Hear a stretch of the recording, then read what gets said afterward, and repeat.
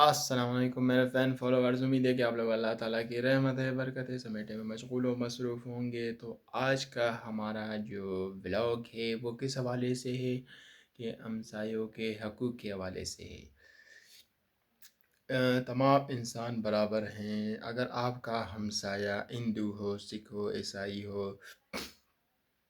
یا کسی بھی مذہب یا فرقے سے تعلق رکھتا ہو یا کسی بھی قوم قبائل سے تعلق رکھتا ہو،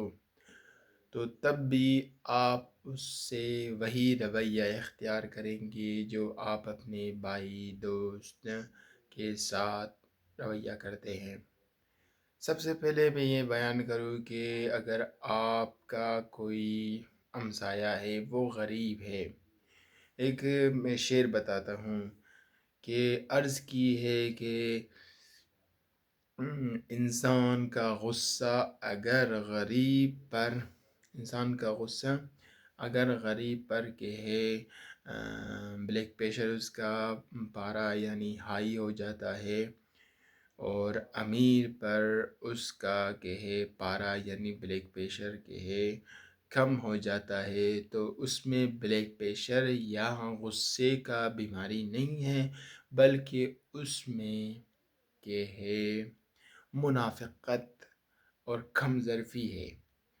کیونکہ غریب جو آپ سے طاقت میں کم ہیں اور امیر جو آپ سے طاقت میں زیادہ ہیں، تو بہت سارے لوگوں کے اسٹوری میں آپ لوگوں کو سناؤں کہ لوگ اکثر دیکھتا ہوں، کوئی مثال پی ٹی آئی کا فالوور ہے، تو کوئی مسلم لیگ نون کا فالوور ہے، تو کوئی کہ پیپلز پارٹی کا فالوور ہے، مختلف پارٹیاں، کوئی ایم کیو ایم کا وغیرہ وغیرہ وغیرہ، for example E T C. تو میں ان سے کہتا ہوں کہ اگر اتنا بھاگ دوڑ اگر آپ اللہ تعالیٰ کے راستے میں دوڑتے تو شاید آپ کا دنیا اور آخرت بہتر ہوتا اور آپ کے چہرے نور سے چمکتے۔ میں دیکھتا ہوں کہ بھئی کوئی کسی پارٹی کے مثال کے طور پر کوئی عمران خان کے جانثار ہے، تو کوئی مسلم لیگ یعنی نواز شریف کا جانثار ہے، تو کوئی زرداری کا جانثار ہے، تو کوئی بلاول کا جانثار ہے، تو کوئی آصفہ بھٹو کا یا کوئی بے نظیر کا جانثار تھا۔ تو بات دراصل یہ ہے کہ اکثر لوگوں نے اپنی جانیں بھی مثال لوگ انہیں شہید کہتے، میں تو میرے خیال میں وہ لوگ شہید نہیں ہیں جو کسی پارٹی ورکر یا کسی پارٹی کے پریزیڈنٹ یا کسی پارٹی کے چیئرمین کے لیے اپنے جان دیتے ہیں۔ جب آپ اللہ تعالیٰ کی راہ میں کہ ہے جنگ لڑیں گے تو وہاں پر آپ شہید کہلائیں گے، اللہ تعالیٰ کے دین کو بچانے کے لیے، اللہ تعالیٰ کے قرآن کو بچانے کے لیے۔ اگر آپ کو جیل ہو یا آپ کو کہ ہے کوئی بھی دنیا کی سزائے ہو، آپ کو پتہ ہے جتنے موسیٰ علیہ السلام، یونس علیہ السلام، یعقوب علیہ السلام، میں حضرت یعقوب علیہ السلام کی سٹوری آپ لوگوں کو سناتا ہوں کہ حضرت یعقوب علیہ السلام جو پدر یوسف علیہ السلام تھے، حضرت یعقوب علیہ السلام نے ان کو اللہ تعالیٰ نے آزمائش میں ڈالا،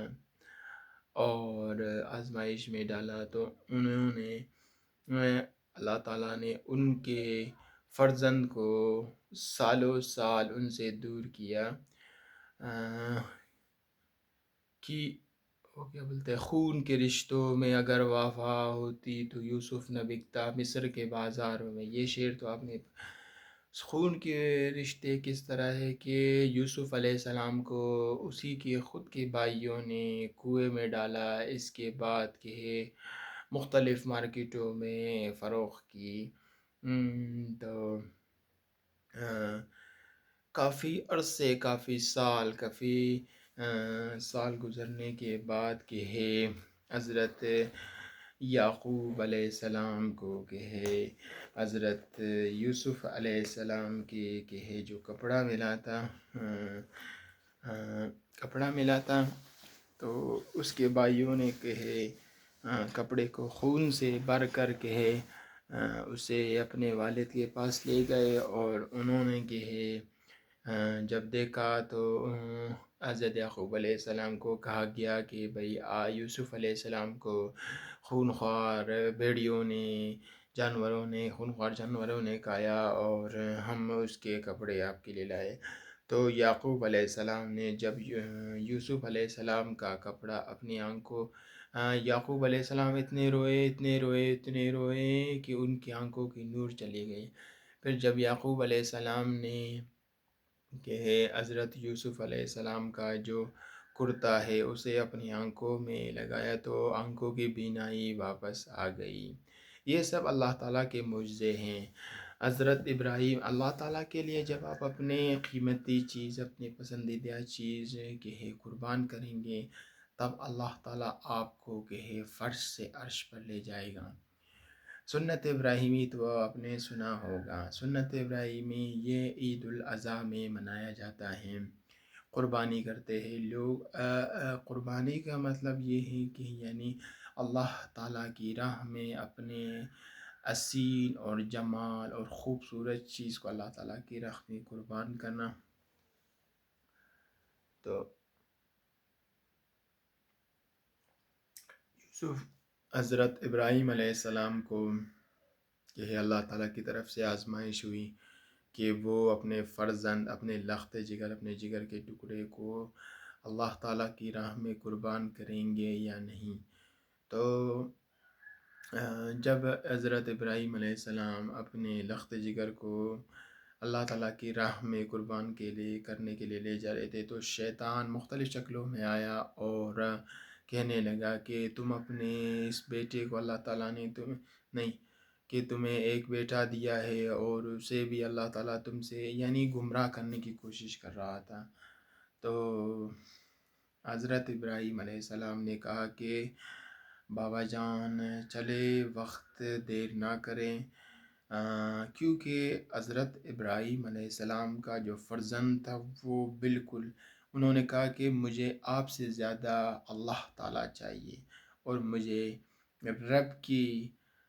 اطاعت چاہیے، رب کا نظارہ چاہیے، مجھے دنیا سے کوئی بھی لگاؤ نہیں ہے۔ دوستو، دنیا سے لگاؤ کرنا کوئی بھی اس کی معنی نہیں رکھتا ہے۔ آخرت کی تیاری کرو، اپنی آخرت کی تیاری کرو۔ تو سیکنڈ یہ کہ پھر جب ابراہیم علیہ السلام اپنے فرزند کو، اپنے لخت جگر کے ٹکڑے کو لے جا رہے تھے قربانی کرنے کے لیے، تو شیطان کہ جب حضرت ابراہیم علیہ السلام اور حضرت اسماعیل علیہ السلام کو کہ گمراہ نہیں کر سکا، تو وہ گیا حضرت ابراہیم علیہ السلام کے گھر پر دستک دی، اور ان کے زندگی کے ہم سفر کو کہ کہا کہ آپ کے فرزند کو حضرت ابراہیم علیہ السلام حضرت ابراہیم علیہ السلام قربانی کرنے کے لیے لے جا رہے ہیں، جاؤ حضرت ابراہیم کو روک دو، ورنہ وہ تمہارے فرزند کو کہ قربان کر دے گا اللہ کی راہ میں۔ تو اس وقت کہ حضرت ابراہیم علیہ السلام کے زندگی کے ہم سفر بیوی نے کہ شیطان کو کنکریوں سے مارا اور شیطان کو بھگا دیا۔ آپ کو پتہ ہے ہمارے امام، ہمارے پیغمبر، ہمارے نبی، ہمارے رسول اللہ تعالیٰ کی راہ میں کہ اتنا لگاؤ تھا ان کا، دینی خدا کے طرف اتنا لگاؤ تھا کہ وہ کہ دنیا کو کہ اصل ایک ٹکے کا بھی حیثیت نہیں دیتے، بلکہ ہمیشہ ان کا تعلق اللہ تعالیٰ سے مضبوط ہوتا تھا۔ تو جب حضرت ابراہیم علیہ السلام نے حضرت اسماعیل کو قربانی کے لے گئے، تو حضرت اسماعیل علیہ السلام نے حضرت ابراہیم علیہ السلام کو کہا کہ بابا، آنکھوں پر پٹی باندھ کر مجھے قربان کر دینا، ایسا نہ ہو کہ آپ کے دل میں شیطان آپ کو وسوسہ پیدا کرے کہ آپ اپنے فرزند کو یعنی اپنے لخت جگر کو قربان کر رہے ہیں۔ تو حضرت ابراہیم علیہ السلام نے بالکل اسی طرح کیا، اور آنکھوں پر پٹی باندھ کر کے ہے اپنے لخت جگر کی قربانی کی. تو جب قربانی کی اس کے بعد حضرت ابراہیم علیہ السلام نے آنکھوں سے پٹی ہٹاتی تو کہ ہے وہاں پر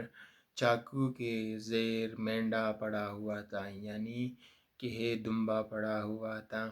اور دمبا اللہ تعالیٰ کی راہ میں قربان ہو گیا، مینڈا اللہ تعالیٰ کی راہ میں قربان ہو گیا. اور اللہ تعالیٰ نے حضرت ابراہیم علیہ السلام کو کہا کہ بھائی آپ کی قربانی قبول ہو گئی، آپ کا ایمان، آپ کا عقیدہ، آپ کا یقین، آپ کا امید مجھ پر کہ ہے قائم تھا، اس وجہ سے کہ ہے آپ نے میری راہ میں اپنے لخت جگر کو، جسے میں نے ایک فرزند عطا کیا، اس ایک فرزند کو بھی آپ نے میرے آزمائش کے دوران میرے راہ میں قربان کی. تو ہمارے پیغمبر، ہمارے انبیاء کے ہے اسی طرح کے ہے اللہ تعالیٰ کے سامنے سرخرو نہیں ہوئے ہیں، بلکہ انہوں نے قربانی دی ہے. تو سیکنڈ، جب موسیٰ علیہ السلام کو آگ میں ڈالا گیا تب بھی موسیٰ علیہ السلام کا ایمان اتنا پختہ تھا کہ آگ کے اندر کے ہے جنت کے خوبصورت پھول اگنے لگے. کہیں دیر تک آگ جلتی رہی، مگر موسیٰ علیہ السلام کو کہیں ایک دفعہ کا ذکر ہے کہ ایک شخص جنگل میں آؤ فریاد کر رہا تھا، آؤ فریاد کر رہا تھا. جو ہی وہ جنگل میں پہنچا تو اس نے آؤ فریاد کرنا شروع کر دی. تو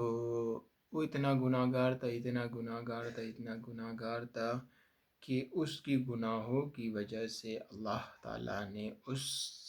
شہر، اس گاؤں، اس قبیلے پر بارش برسانا بند کر دیا تھا. تو جب موسیٰ کلیم اللہ تعالیٰ سے کلام کرنے گئے اور لوگوں نے رستے پہ حضرت موسیٰ علیہ السلام کو کہا کہ اللہ تعالیٰ سے پوچھے آخر وہ کس وجہ سے ہمارے پر خشک سالی ہوا ہے اور ہمارے اوپر بارش نہیں ہو رہی ہے. تو اللہ تعالیٰ نے موسیٰ کلیم اللہ جب اللہ تعالیٰ سے ہم کلام ہونے گئے اور کلام کرنے گئے تو یہ ہوا کہ جب کلام کرنے گئے کوئی دور پر تو اللہ تعالیٰ نے حضرت موسیٰ علیہ السلام کو کہا کہ تمہارے قبیلے میں ایک شخص ہے جو بہت زیادہ گناہ گار ہے، جس کی گناہوں کی وجہ سے زمین کا ذرہ برابر بھی خالی نہیں ہے، جو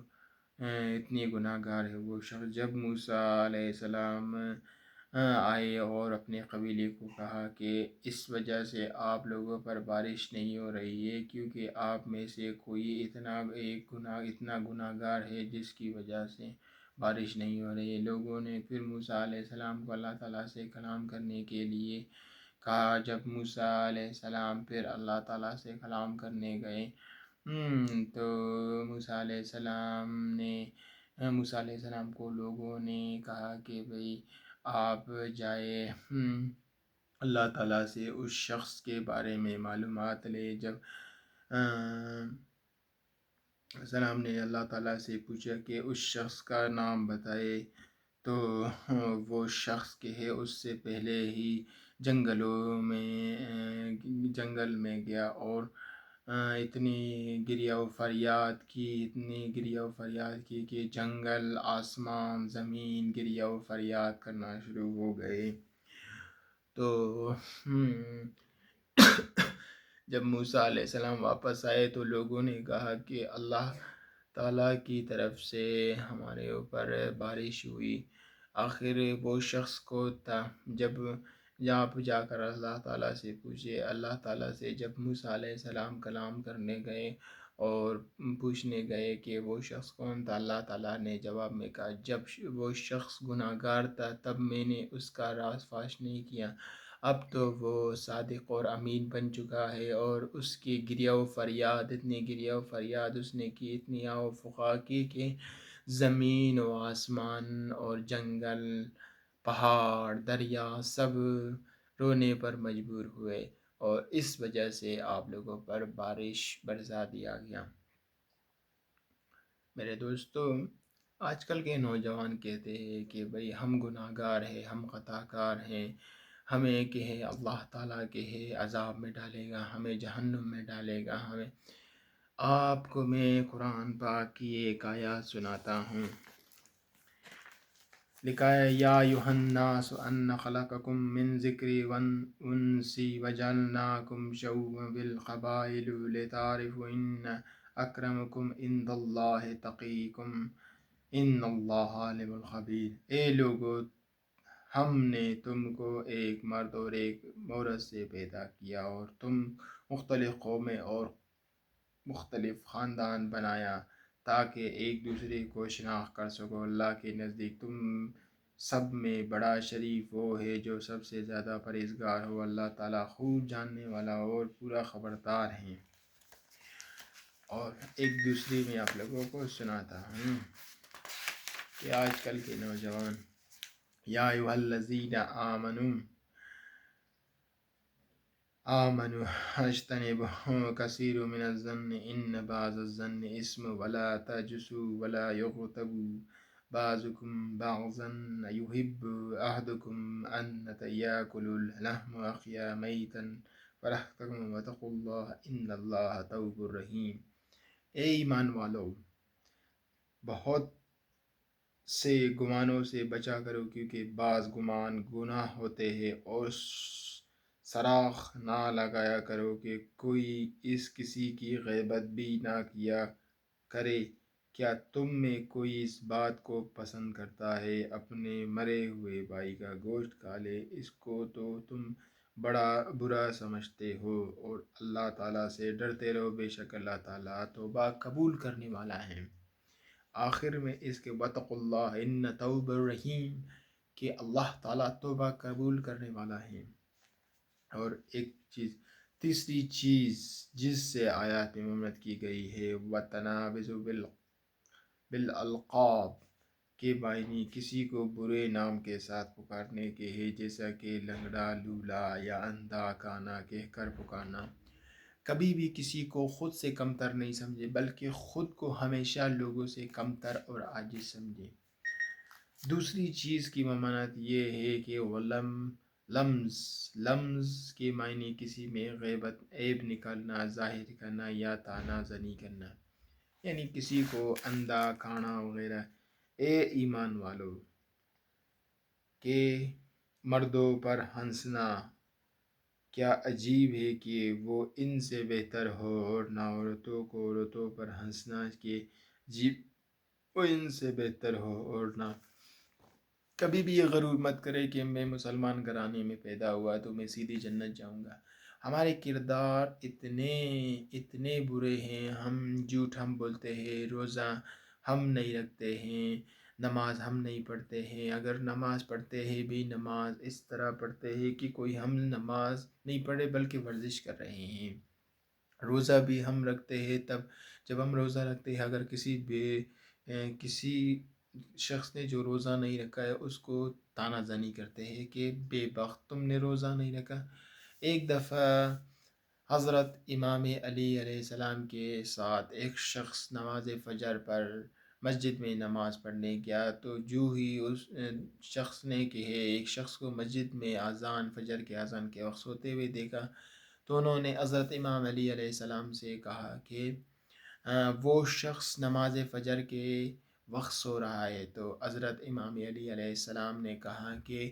تم بھی جا کر اس کے پہلو پر سو جاؤ، تمہارا جاگنا اور اس کا سونا دونوں برابر ہو گیا ہے۔ کیونکہ اگر آپ نماز پڑھتے ہیں تو کسی شخص کو آپ سیدھا راستے پر لائے، مگر اس کا یہ مطلب نہیں ہے کہ آپ اس پر طنز کریں، آپ اس کا مذاق اڑائے کہ وہ فجر کی نماز نہیں پڑھتا، ظہر کی نماز نہیں پڑھتا، عصر کی نماز نہیں پڑھتا، مغرب کی نماز نہیں پڑھتا۔ آپ اس کو سیدھا راستے میں لائے، کسی سنسان جگہ پر لے جا کر اسے کہے، کسی خاموش جگہ پر جہاں پر لوگ موجود نہ ہو، اس کی تذلیل نہ ہو اور اس کی بے عزتی نہ ہو، اسے کہے بھائی آپ نماز پڑھے، آپ روزہ رکھے، آپ زکوٰۃ دے، آپ خمس دے، آپ اللہ تعالیٰ کی راہ میں خرچ کرے، آپ جھوٹ نہ بولے، آپ حلال رزق کمائے، یہ چیزوں کی ترغیب کرے، نہ کہ آپ اس کی بے عزتی کرنے پر اتر جائیں۔ شکریہ دوستو، ملتے ہیں نیکسٹ ویڈیو میں۔ میرا کام ہے آپ لوگوں کو گائیڈ کرنا، باقی آپ لوگوں خود کی مرضی۔ اللہ تعالیٰ نے brain is the God of body, دماغ اللہ تعالیٰ نے آپ کو اشرف المخلوقات بنایا، اللہ تعالیٰ نے آپ کو دماغ دی ہے، اللہ تعالیٰ نے آپ کو عقل دی ہے، شعور دی ہے، باقی آپ لوگوں کی خود کی مرضی۔ تھینک یو، اللہ حافظ، ملتے ہیں نیکسٹ بلاگ میں، نیکسٹ ویڈیو میں۔ دعاؤں کا التجا آپ لوگوں سے۔ اللہ حافظ۔